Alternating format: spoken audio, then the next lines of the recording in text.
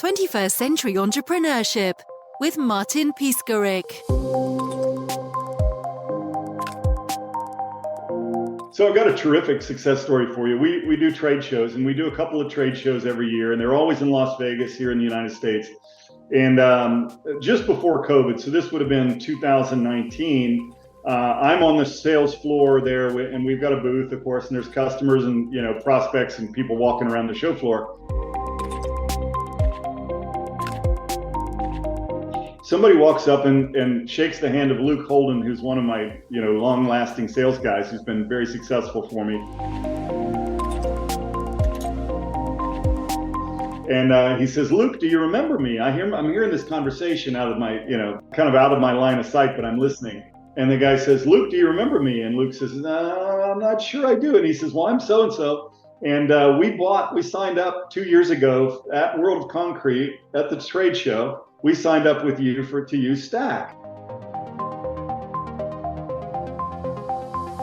Right?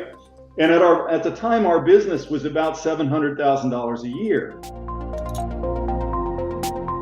And so Luke's, smiling and, "Oh, I remember you now. It's good to see you again. Thanks for coming." He said, "Luke, I'm here for a reason. And I'm shaking your hand for a reason. I sought you out because this year we're going to do $6.2 million worth of business. And a lot of that benefit came to us from Stack. You helped us to bid more work in less time and be much more accurate than ever before. And we've quadrupled our employees. My wife and I bought a bigger house. It's changed my life. I wanted to thank you." And that was such a powerful moment for me. And if you go to our website at stackct.com, you'll see, hundreds of testimonials. I'd encourage you, if you're in the construction business, to read a few of those. But that's a big one, obviously, but stuck out in my mind. And that's what gives me energy, right? Is having a big positive impact on people's lives and their businesses. And it's just a wonderful story that I love to share.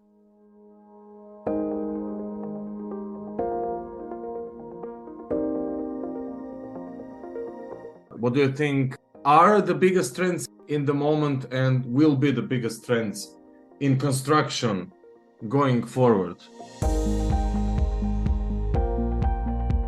Well, that's a great question. And I think from a very high level, the adoption of technology in the field of construction, the pace of adoption of new technology is accelerating, and it's having an impact on the success rate for contractors.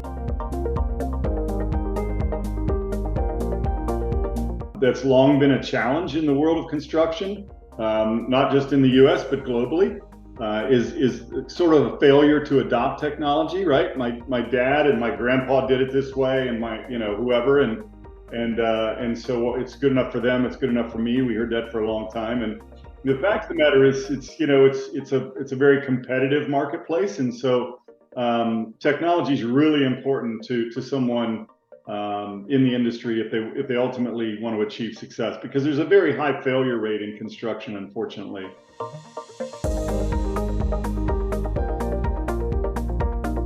And that can really be offset with the use of proper technology, and that's the business that we're in. And by the way, what about business intelligence? That's actually a significant part of the value proposition here, right? Is it you also standardize on a certain process with the technology. It really it helps to avoid mistakes, and it helps because we're in the cloud as well. It now has visibility. So to the extent we compete with software, we compete with old-fashioned desktop software that allows you to sort of measure blueprints and create estimates, on your computer, but that's where it stops in the old days, right?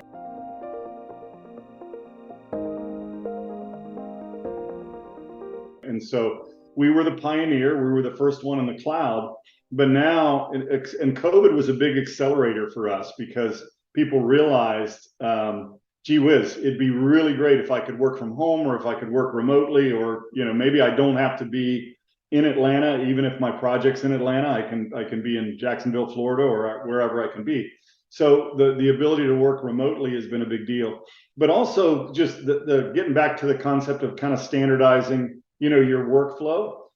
It also makes everything that the employees do much more visible to the boss, which ultimately is a good thing from any way you look at it, right? So, and it helps drive a standardization within the organization. And then the more they adopt the technology, the other benefit that they're starting to see then is suddenly there's metrics of real data that's available that can measure our performance for certain types of projects.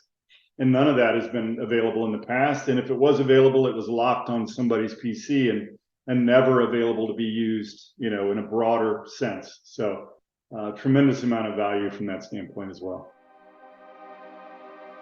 A lot of big topics. Process standardization is definitely one of them.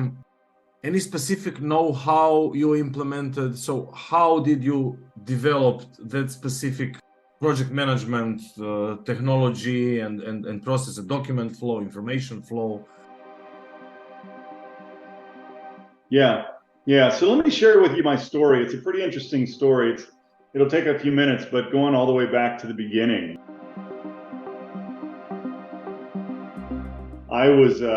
I graduated from high school in 1978. It tells you how old I am. And, I remember meeting with my parents and sitting in the living room and them telling me they had no money saved for my college, but my father had an opportunity for me to join the Sheet Metal Workers Union in Dayton, Ohio. And back in 1978, that was paying $15 an hour, which would have made me, relatively wealthy compared to all of my high school graduate peers. So, given those two choices, I chose the path of going into construction, and that worked very, very well. For the first couple of years, I learned a trade and, got to work with my hands and make a good living. I married my high school sweetheart at the time, and we had a couple of children, and, I had a mortgage, and everything was going fine until the economy collapsed in the early 80s in the United States, and interest rates rose into the mid-teens, and it really locked down the economy. And so I find myself out of work and standing in unemployment lines, and that wasn't for me.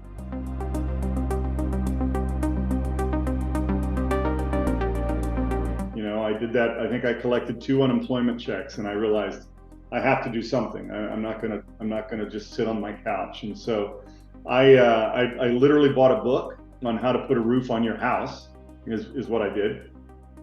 I read that book. When I understood it, I went down to my local Yellow Pages office, and the Yellow Pages used to be the Google of its day in the United States anyway, right? It's a big book, and it had phone numbers for businesses and people's houses, and that's back when everybody had a house phone, obviously. But in those days, that's what you did if you wanted to promote your business. And so I came home and I told my wife at the time, I said, I just signed up to for like a $500 a month payment to the Yellow Pages, but we're going to have a nice big ad for our new roofing business in the Yellow Pages. And so she thought I was crazy and wasn't happy at the time. But before you know it, my phone's ringing, and I'm going out making calls, and I hired a few of my out of work buddies, and before you know it, I'm supporting myself, and I have a small roofing business, right, in Springfield, Ohio, in the early 80s. And so that's really how I got started.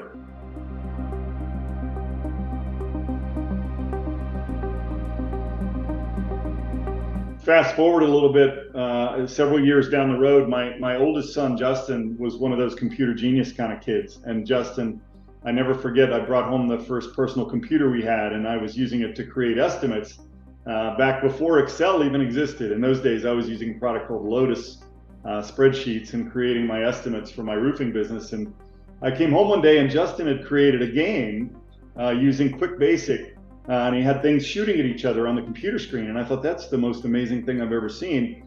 And it gave me the idea. I said, Justin, what if we, bought you some more books and we buy you some more software, and maybe along the way, we can create an estimating program we can use for the family business. And so Justin was 12 years old at the time. And it took longer than we thought, and it took more money and more books. But by the time Justin was 17, we'd sold about $500,000 worth of our Buildware Pro estimating software. And that's how I made the transition ultimately out of the construction business and into the technology business. And if you sort of follow along during the timeline now, if we fast forward, Justin's 17, 18 years old, the dot-com boom, the original sort of dot-com experience is happening, and I'm seeing what's going on. And one of the things that Buildware allowed you to do was to measure blueprints, computer blueprints on your computer screen, right?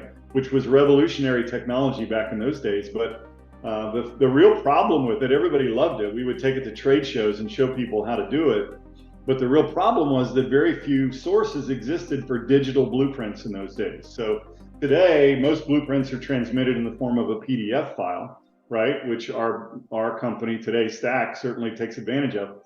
But in those days, there were no digital blueprints. Everything was on paper.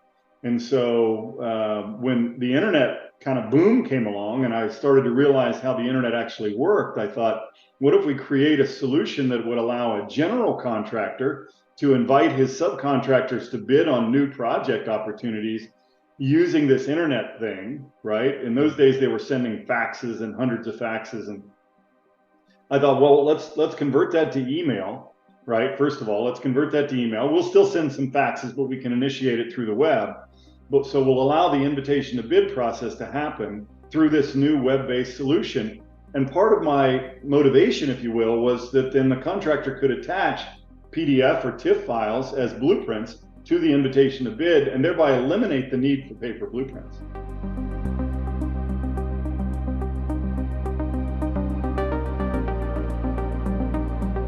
And that was really a revolutionary idea, and I got a lot of pushback when I started to develop the application and show it to general contractors, and they were all convinced, of course, that their subcontractors would not take the time to go online and download blueprints. I heard all sorts of excuses. But that was progress, and it took time. But ultimately, that solution gave me the foundation for my first major startup, which is called isquarefoot.com, isqft.com. It still exists today. And the story of iSquarefoot is pretty interesting, and you're hearing it right here as it happened. So the dot-com boom was fully underway, and I'm hearing about companies that are selling for $100 million and they have no revenue and all this stuff. And I thought, gee whiz, the world is changing as we know it, and I have an opportunity to really change the way the construction industry works. Because just like I would meet with general contractors in those days who would tell me, yeah, looks great, but my subs aren't going to do it. On the other side of the table, they're also telling me that they spent $1 million a year printing blueprints to distribute to their subs, paper blueprints, right? So I knew there was a significant amount of pain, but I knew we needed to solve it with technology. And so that's how I started isquarefoot.com. isquarefoot.com, once I realized I had the product stood up and I had a couple of customers, I realized I needed to go raise money. And so I spent many times traveling to the West Coast of the US. I went to Silicon Valley, right, which is where the hub of technology development still is to an extent in this country. I went to Boston, Chicago, New York. I met with rich people all over the country. Everybody loved the idea. Many people said, I can't believe you're the only one doing this. I said, yeah, I am. Give me some money. Let's make all this happen. But nobody wanted to invest in a roofer with a high school education from Cincinnati or Dayton, Ohio at the time. And so I ultimately found an investor in Cincinnati. Had found a fair amount of success in real estate. And I'll never forget, I called him back up after giving him the pitch, and I said, look, Andrew, would you like to invest? And he said, I'm not really sure about what your technology does, but I like you and I think you're going to succeed. And so I'll give you $500,000. I'd just like to get my money back at some point. And so that's really how we started iSquarefoot.com. And it exists today, has thousands of customers in the US, and mostly around helping them find opportunities to bid on new projects.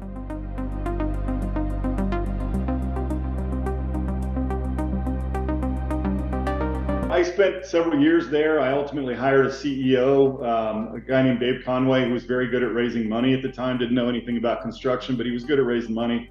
And I hired Dave. I gave him the top job along the way. I thought that was the right thing to do. And And sure enough, I mean, Dave continued to build the business and raise additional capital, and it ultimately was a pretty good sized success story here in the U.S. But it ended up, for me personally, being one of these deals. I had a bad venture capital arrangement. There's a thing called a liquidation preference when you're raising money from outside investors, and it basically goes like this: if you pitching me a business idea, and I say, yeah, okay, you want $1 million for your business for 20 or 30% or whatever it is, and I'll say, okay, I'll give you $1 million, but part of the terms is when we go to get paid, when we sell the business, I want to get my money back, right? So I get my money back, and then I keep my stock that bought for me, and then we'll share the proceeds based upon my ownership versus your ownership, right? So it's called a liquidation preference. Well, at the time, we ended up raising money initially during this sort of the tail end of the dot-com boom. And so not only was I a high school educated roofer from Cincinnati, right, not from Silicon Valley, I didn't follow any of the rules, but also there's all this risk associated with the dot-com thing is collapsing, right? So we ended up raising money from investors. We raised $5 million from investors in Cincinnati, a professional VC firm, but they put a 3x liquidation preference on that money, and that's what we ended up agreeing to because we were somewhat desperate, right? Which basically means not only do you get your money back, you get it back again, and then you get it back again, and then you're going to share in the profits with whatever's based on the percentage that you bought. So it ended up being very punitive at the end of the day. We sold the business for just under $100 million, and I, as the founder and the original CEO, got very little bit of it.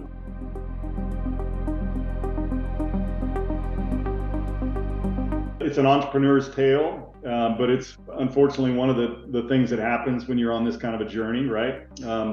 But that led me to Stack, which is the current business that I'm in. So Justin, my son, my wife Jane, and I left there back in 2009 and 10, and started creating. The concept for Stack was, we want to rebuild buildware. So if you remember the original estimating software that Justin built, in my living room as a teenager. Well, we had a fair amount of success with that. We had hundreds of customers who loved the concept of sort of tying together the measuring of the blueprint, the takeoff process, with the estimating process, right?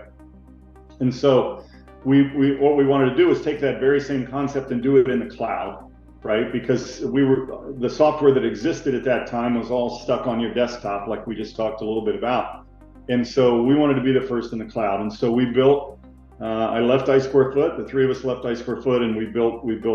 Originally called it Cloud Takeoff, and ultimately we changed the name to Stack back in 2015. But that's the origin of Stack as a business. We started with just measuring in the cloud. We added estimating a couple of years later. Now we've added mobile, and we're adding construction management, and really broadening the offering to be a complete platform. One of the reasons you want to keep listening to this podcast is.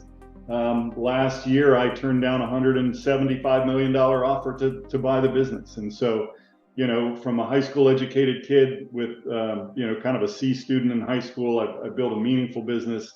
The business today is bigger than ever. We have almost 200 employees, and we continue to grow. We've grown, 30 to 40% a year over the last 5 years in a row. And the business continues to grow and scale and create value for not just me and my family, but obviously Justin's still part of the ride, and all of our investors as well. So it's been quite a journey, but that's where Stack came from, and that's what we're doing today. Is we're offering a platform focused on the subcontractor in the construction market.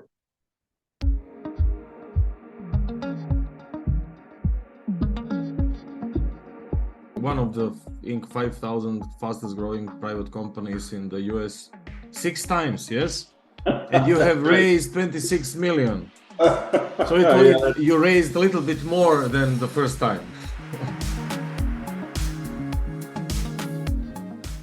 Yeah, we did raise a little bit more. Actually, the number you quoted isn't right. We've raised, let me go from memory now. We've raised 17, probably, yeah. So probably just under $30 million would be my guess as to how much we've raised as part of, getting Stack to where it is.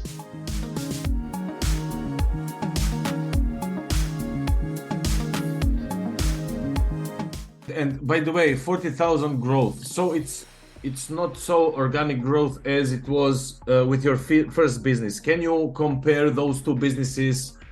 What are some of the takeaways? What did you learn in this new fast growing process? Yeah, that's a great question.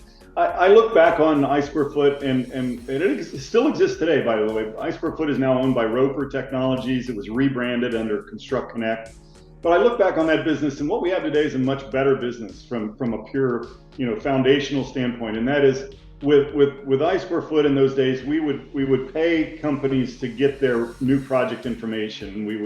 We pay people to pick up the phone and call to find opportunities to bid work, and we were basically selling opportunities to bid work.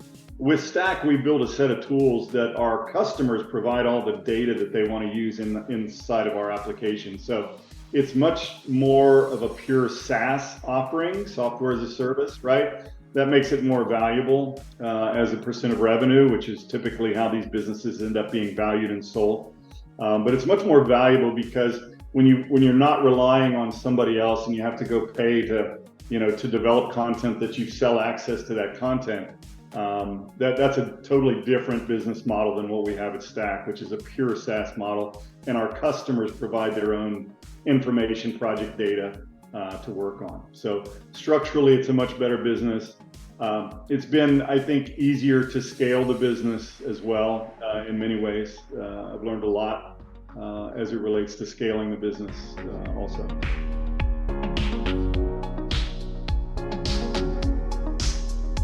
Can you share a few other elements of your business model so we can all learn from it? Sure. One of the things that's really helped us to grow quickly, right? To accelerate the pace of growth is we developed a freemium business model. So what that basically means is the software is free to use, and there's not a trial. So in the old days, we used to offer a trial at iSquareFoot. You'd get like 7 days to try the product. With Stack, you can use it forever, as long as you want. There are limits around what you can do with it, however. You can only do so many measurements, you can only have so many projects per month, but the fact is we offer a freemium model. So the ability for you to use the product, and then maybe you get busy, you go on vacation, you don't have a need to bid a job for a week or two, you can come back next month and use it again. You can come back 2 months later and use it again. So, and every time we see you engaged in the application, right, we know that you're in there using it. We reach out to you by phone, try and get you the opportunity for a demonstration. So once we've got the demonstration in front of you, we have a very high likelihood of closing the business based upon that demonstration. And so the fact is, in the old days, there would be a limited trial of 7 days. If you use it in 7 days, then it expires, and then we've got to sell you on a new trial. We blew that model up. We said, let's do a freemium model. It's perpetual, so you can always go in and use it at any time. You might not use it for 6 months, but in 6 months, once you're using it, you're going to hear from us, and we're going to try and have an opportunity to show you the value that it has for your business. And we know that if we can get you into a trial today, and by the way, we instrument our business, and I'll talk a little bit more about that because it's really important to instrument your business if you're in the software world. So we instrument the business, and so we know, for example, we're going to sell 46% of the time. If I can get you in a demo today, you'll give me a credit card today. 46% of the time, right? Because the product is so good, right? And you're in there using it, right? You've been using it. We show you how to use it to a greater level. We just deliver a tremendous amount of value. You see it immediately, and you'll give us a credit card to sign up.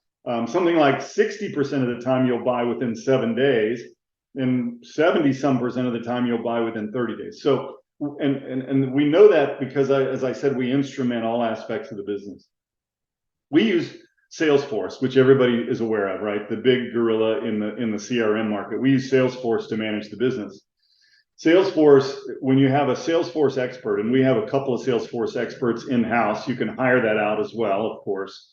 But Salesforce is extremely scalable, which means, you can reach out and connect with it and connect it to multiple different, components within your operation. So every time a new account is created, we know it in Salesforce, we know all the information, right? Every time someone comes in and uses the application, we know it, we collect that data and we put it in Salesforce. So anytime if you call in, we know how many measurements you've done, we can see it on our screen. right? We know what you've been using and not using within the software. And all of that, it leads to a much more educated decision. When me and my leadership team are sitting in a conference room, right, and we're trying to make decisions, should we do this, should we do that? It's very, very important for us, and it's been a game changer for us to actually have that level of visibility into how our business actually is running, right, and how our users use the product, right? So there are certain things we invest in. We spend hundreds of thousands of dollars to develop a feature. It's very important for us to know whether that feature is being used or not, right? And if it's not used, it was a swing and a miss, right? We spend a lot of time and energy building things. We don't want to build things that people don't use. So it's because we have so much visibility and because we capture all that data and we keep it historically, it makes us much more smart, right? Just sort of intelligent when we're making decisions about where we should be going with our business. If you're in the construction business, visit us at stackct.com, STACK, like stack of bricks, CT for construction technology, stackct.com. Sign up for a free account today. It's free, as I said earlier in the broadcast. You can use it as long as you want. You'll find value immediately. If you're using blueprints at all in the construction business, you'll love it. stackct.com. 21st Century Entrepreneurship with Martin Piskarik.